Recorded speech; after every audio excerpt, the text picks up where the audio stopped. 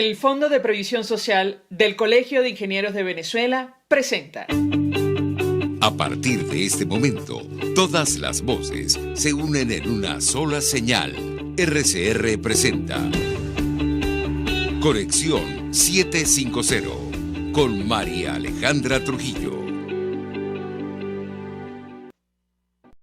Muy buenas tardes, amigos de Radio Caracas Radio. Lo mejor de este miércoles 17 de febrero del año 2021. Todo el equipo que trabaja para ustedes a partir de esta hora los saluda. Variada y abundante información que compartir, avisar como es costumbre la tarde de hoy. Mañana comienza el proceso de vacunación en Venezuela contra el coronavirus y hablaremos al respecto durante la tarde de hoy. Esto es Conexión 750. Comenzamos.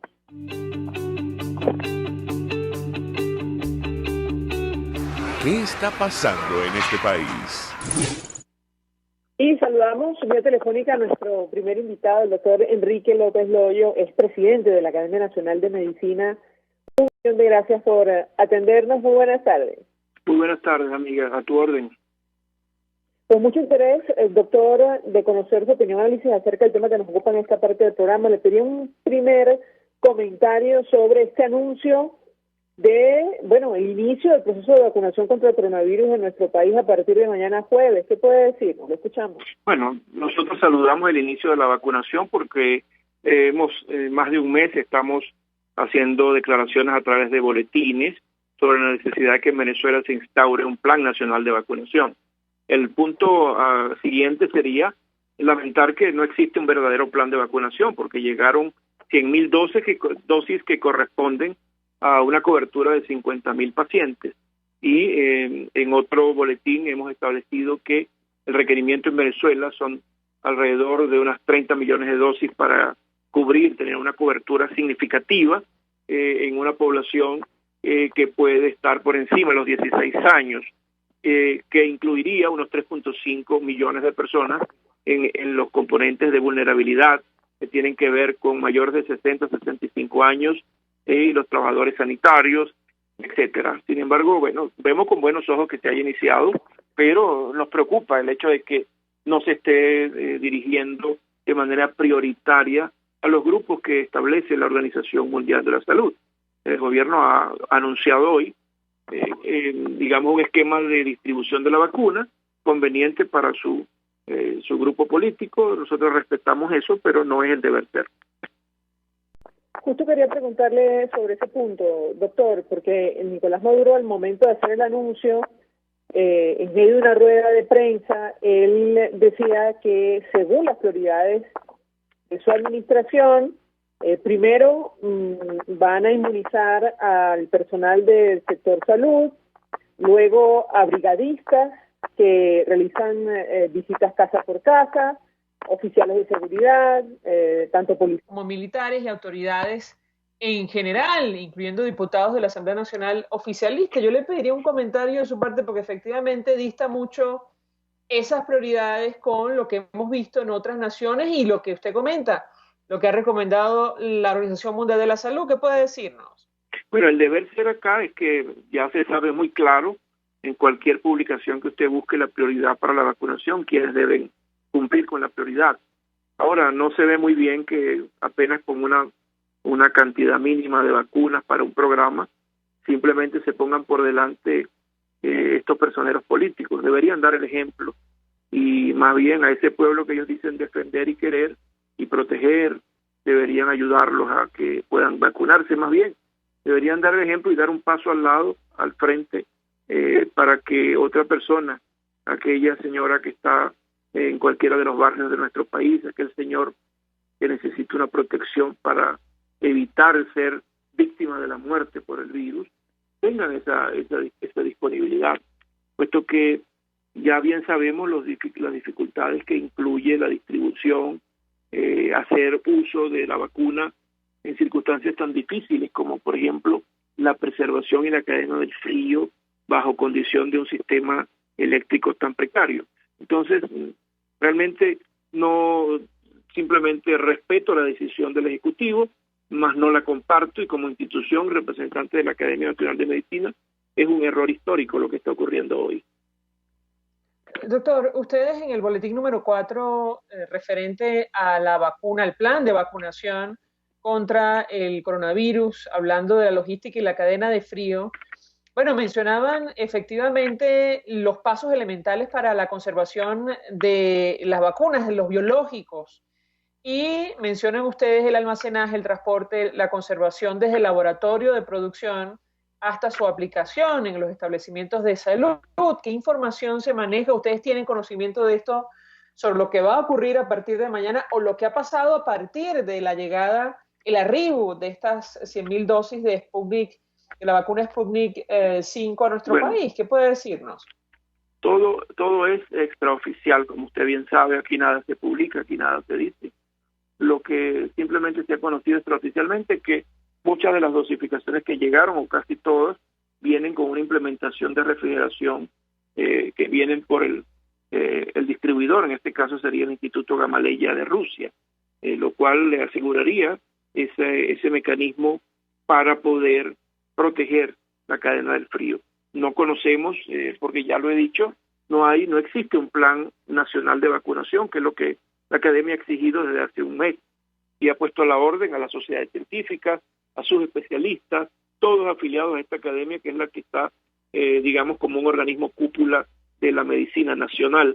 Y nos preocupa que no exista realmente una definición del plan, puesto que comenzar de forma tan errática ya realmente da preocupación sobre el mecanismo desde el punto de vista de hacer operativo este plan de vacunación, que a todas luces es muy irregular en este momento. No me atrevo a decir más porque a lo mejor nos sorprende el Ejecutivo con un plan mejor estructurado. Ahora, doctor, tomando en consideración las prioridades, lo que se conoce de aquellos países que ya iniciaron el proceso de vacunación, cuando escuchábamos esta declaración de Nicolás Maduro nos preguntábamos, bueno, ¿qué va a ocurrir con los adultos mayores, que es la población más vulnerable ante esta pandemia de coronavirus? ¿Cuál va a ser el orden en este sentido? Yo le pediría un comentario, evidentemente la pregunta es retórica, usted probablemente no lo sabe, pero le pediría un comentario sobre este tema. Bueno, la prioridad justamente adultos mayores además que han tenido comorbilidades, pero que estén además controlados. Es digamos, uno de los grupos, así como todo el grupo, digamos, de salud. Debemos recordar que más o menos solo el sistema público de salud tiene alrededor de 350.000 empleados. A esto le debemos sumar los trabajadores de la salud privada, a esto al personal paramédico que actúa en las diferentes ambulancias y por ejemplo, de protección civil, el cuerpo de bomberos, están dentro del grupo prioritario, pero realmente hablar del deber ser y de lo que realmente está aconteciendo es sumamente duro para una institución como la Academia Nacional de Medicina, que siempre ha preconizado el uso de buenas prácticas en cuanto al ejercicio médico. Ahora tengo que preguntarle, doctor, porque también hoy se nos anunció que la flexibilización decretada para los carnavales se va a prolongar al menos hasta el domingo. ¿Qué impacto puede tener esta medida, tomando en consideración lo que ha ocurrido estos días? Es decir, la salida de la gente sin tapabocas, sin medidas de bioseguridad. ¿Qué impacto puede tener esto en el número de casos que ya registra nuestro país? Lo escuchamos. Bueno, lo previsible es que aumenten los casos. El problema es que ya usted ve que las cifras en Venezuela van entre 350 y 580, tienen como estándar, porque realmente aquí hay una limitación para diagnosticar las cosas. Entonces, las máquinas de diagnóstico están limitadas, están centralizadas, y por más que usted tenga muchos pacientes en la calle, sepa que amigos, sepa que familiares inclusive fallecen por COVID, finalmente son registrados como muertes o enfermedades por otra cosa, porque hay como un control de los diagnósticos. Realmente hemos nosotros muy respetuosamente criticado esta circunstancia en la cual no sabemos realmente cómo va la infección en Venezuela, puesto que la capacidad del Estado de diagnosticar es muy limitada. Hay un subregistro significativo, y lo hemos dicho desde que comenzó todo este esquema de información en relación al número de casos al día. Y simplemente nos ha tocado a nosotros, como ente asesor, recordarles que por lo menos debe haber en cada cabeza de Estado una máquina de PCR. Recordamos que el año pasado se liberaron una cantidad de máquinas por el mecanismo de la OPS en convenio con el gobierno que preside la directiva de la Asamblea 2015. Se liberaron una cantidad de máquinas y realmente el número de máquinas finalmente que están usándose no cubre las expectativas. Al menos han debido colocar una máquina en cada estado para pulsar cuál es la circulación real del problema en el país y una vez determinado en qué área geográfica hay mayor irrupción de la patología, estas son las áreas que deberían darse de prioridad para flexibilizar y más bien restringir las áreas que tienen una circulación mayor de la patología, puesto que ahí hay más riesgo poblacional. Pero definitivamente, yo lo he dicho muchas veces, la responsabilidad ya no es de ningún gobierno, es de cada uno de nosotros. Es una responsabilidad de la familia, de la comunidad, para poder evitar que haya males mayores y complicaciones. Ahora, doctor, sobre el inicio de clases, hoy comenzaban las clases de forma presencial en varios países de América Latina, como Colombia, Argentina, Chile está en ese camino. Con relación a Venezuela, ¿cuál es la posición de la academia al respecto? Hemos escuchado a algunos representantes del sector, pero también médicos y profesionales de la salud expresando preocupación al respecto. ¿Qué posición han asumido ustedes? Y si no, ¿cuál es su opinión? Lo escuchamos. Bueno, debe haber entonces una flexibilización para el mecanismo educativo, que tiene que ser realmente un consenso entre las partes, puesto que no solamente es poner en riesgo al personal que presta servicios educativos, que tiene además la mayoría, tienen una edad que puede estar en riesgo, sino que los niños actúan como vectores de la transmisión, generalmente no la padecen, clínicamente severa, y ellos se convierten en unos agentes de transmisión.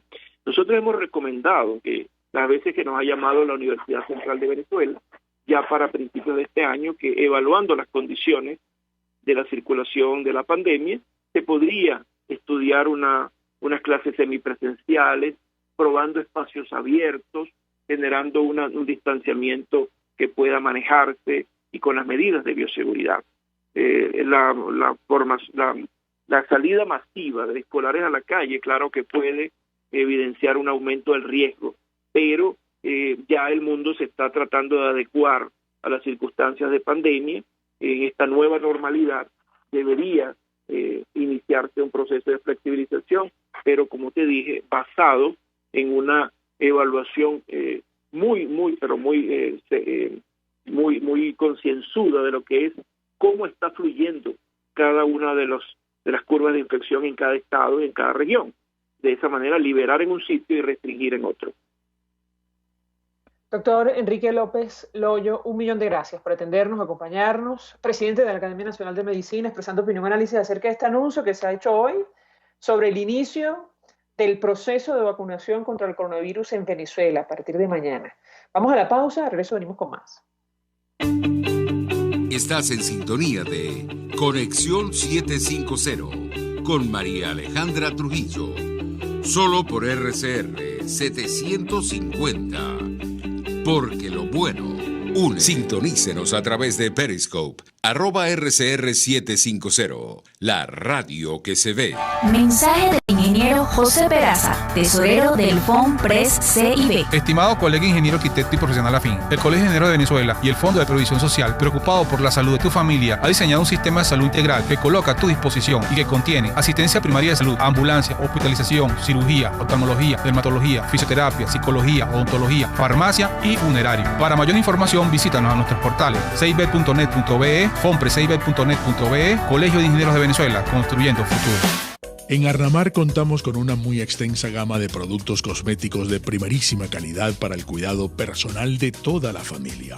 En Arnamar nos sentimos orgullosos de ofrecer tratamientos especiales para el cabello y para la piel tanto de adultos como de niños, bajo las más estrictas normas internacionales. Y en Arnamar siempre estamos innovando para satisfacer las exigencias de la calidad de vida de hoy. Arnamar Cosméticos, toda una vida dedicada al cuidado personal de la familia venezolana. RCR 750 AM, porque lo bueno une.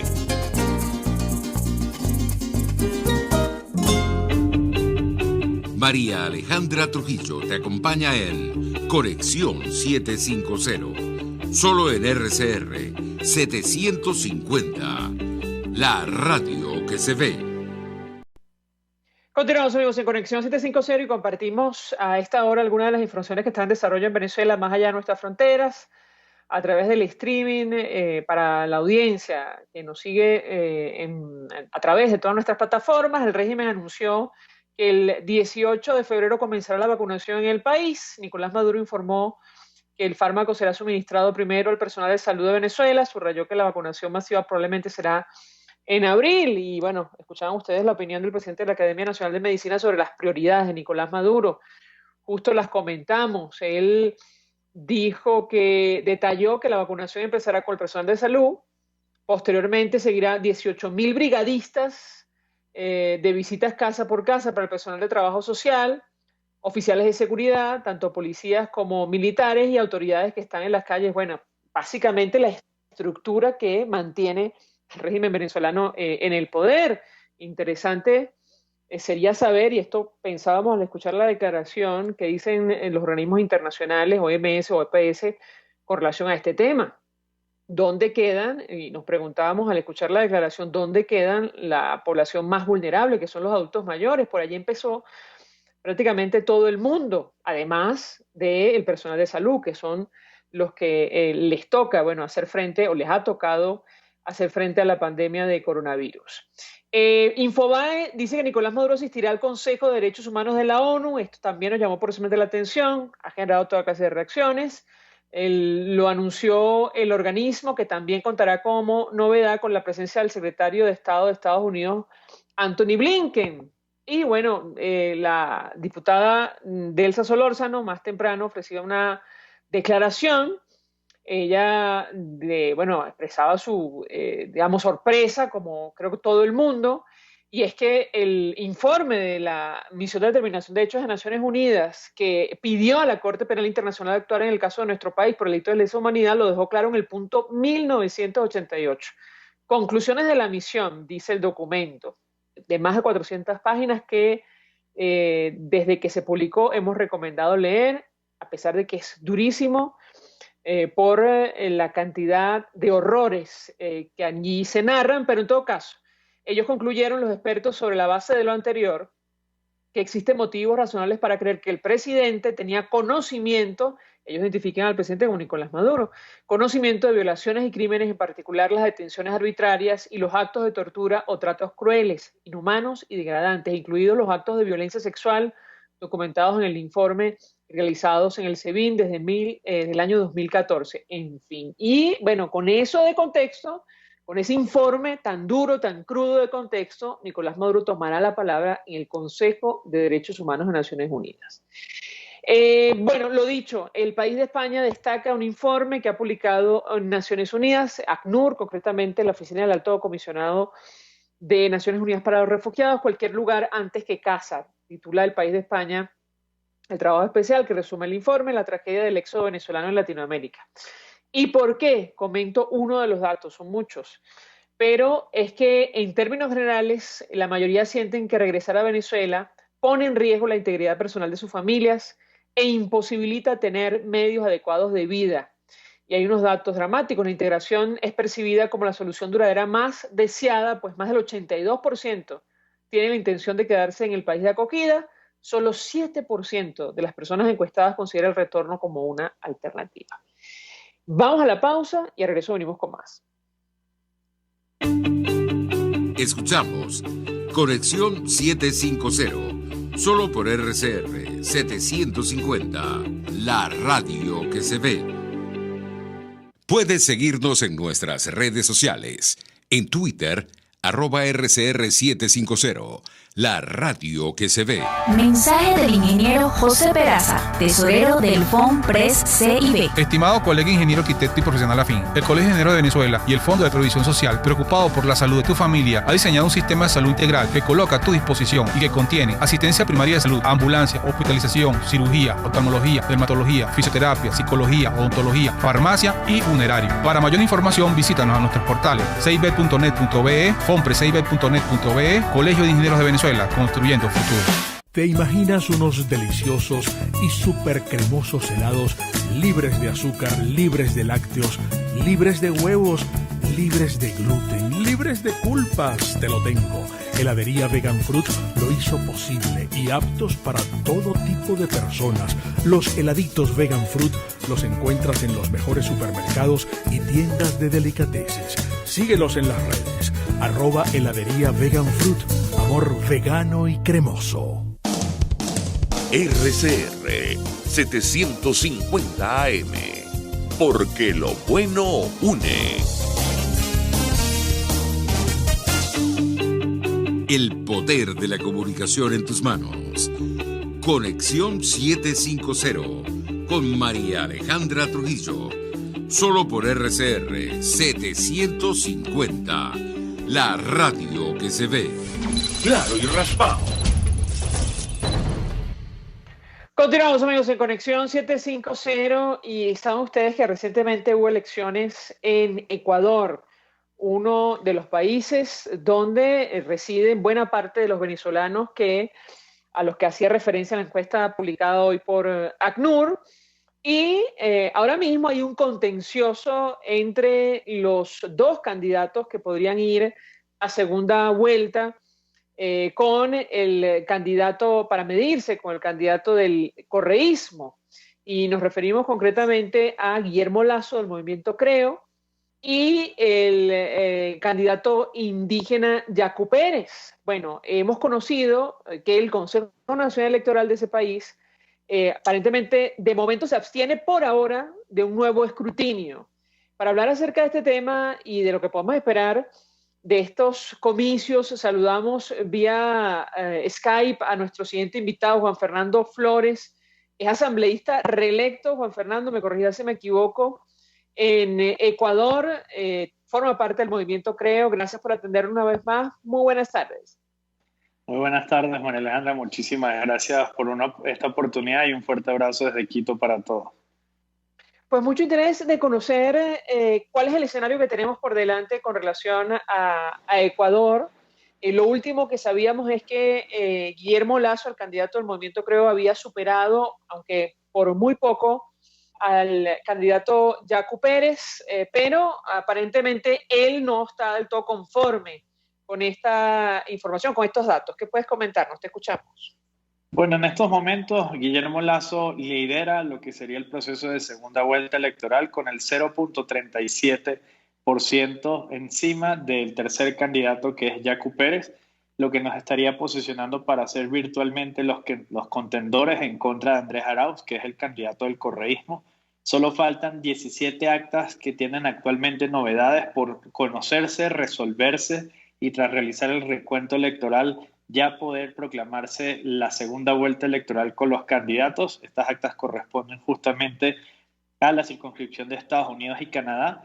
Por temas de tiempo, o sea, por temas de clima, no han podido salir de Estados Unidos. Las 17 son justamente de esta circunscripción y esperamos que entre el día de mañana y el día viernes ya puedan estar en territorio ecuatoriano para que se realice el recuento que tenemos desde el día 9 de febrero, pasadas las elecciones, y que con ello ya el Consejo Nacional Electoral este mismo fin de semana pueda proclamar resultados donde estaría dando Andrés Arauz y Guillermo Lasso como los candidatos y contendores para la segunda vuelta electoral del próximo 11 de abril.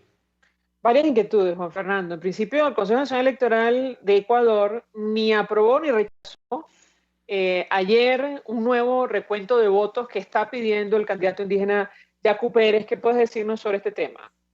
A ver, el recuento tiene una base que va justamente en lo que corresponde a la ley electoral, pero ello establece que deben realizarse dos procesos. Uno de ellos es formalizarse los resultados, es decir, dar a conocer cuáles son los resultados finales y en función a eso solicitar al Consejo Nacional Electoral con actas en mano el comprobar dónde existen inconsistencias y por lo cual se hace la solicitud ante el CNE para la reapertura de estas cajas y con ello un recuento nuevamente.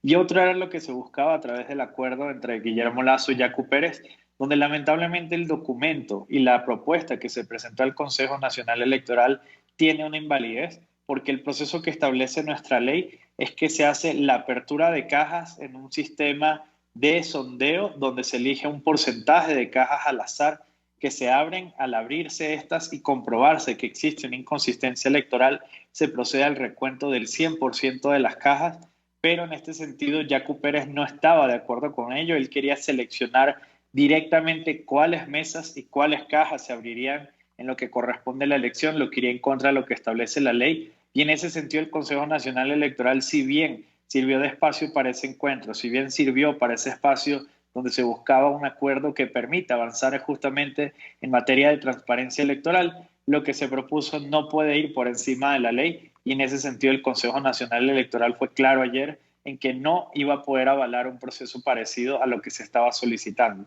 Con lo cual lo que resta es que de aquí al día domingo ya se pueda completar el proceso correspondiente a las actas que hoy en día hacen falta, y que con eso el Consejo Nacional Electoral pueda proclamar resultados donde, como te mencionaba, hasta estos momentos, por más de 0.37%, Guillermo Lasso está por encima de Yacu Pérez y sería el virtual contendor de Andrés Arauz.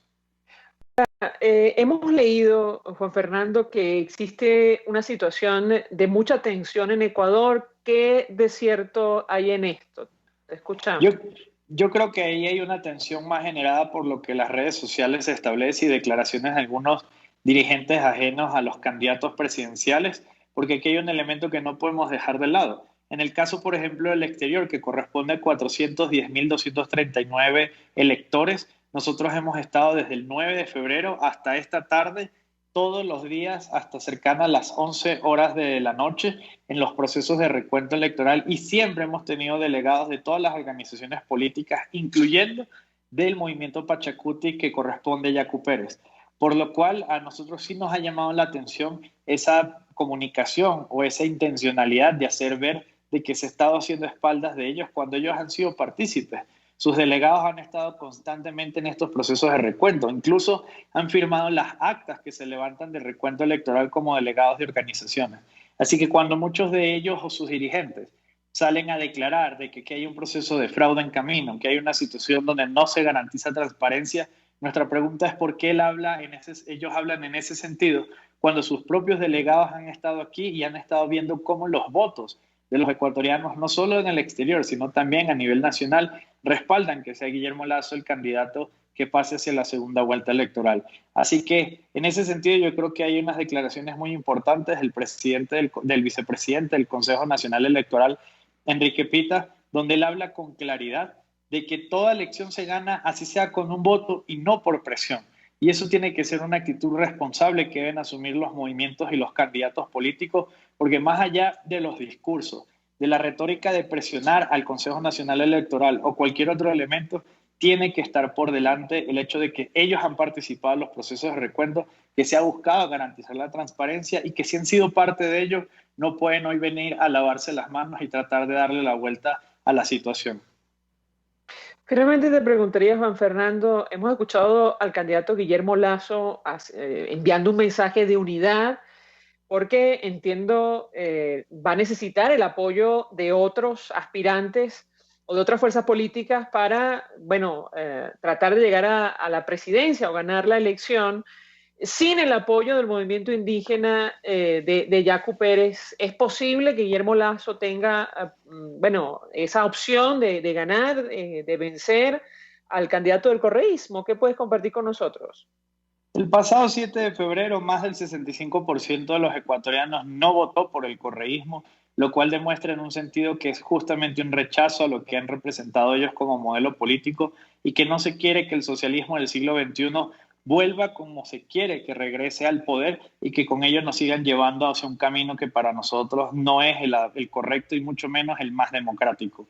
Así que en ese sentido, si bien uno debe reconocer el liderazgo que representa no solo Yacu Pérez, sino los diferentes candidatos que participaron en este proceso electoral, hay también un sentir del pueblo ecuatoriano de que saben que el próximo 11 de abril vamos a decidir entre continuar en el modelo del socialismo del siglo XXI o buscar algo distinto. ¿Que el apoyo de ellos es fundamental? Claro que sí, porque tienen un liderazgo que no se puede dejar de lado. Pero eso no quiere decir que los ecuatorianos, porque ellos no salgan a respaldar en cierto sentido, entonces no vayan a hacerlo en función del temor que se tiene sobre que vuelva algo como el socialismo acá. Porque además, en la elección del 11 de abril solo hay dos opciones. Los representantes y el candidato del correísmo y el socialismo del siglo XXI, que vienen respaldados por el Foro de Sao Paulo, el Grupo de Puebla, o en este sentido lo que representa Guillermo Lasso, que es un cambio y un modelo mucho más propenso hacia generar las libertades y la democracia que necesita el Ecuador.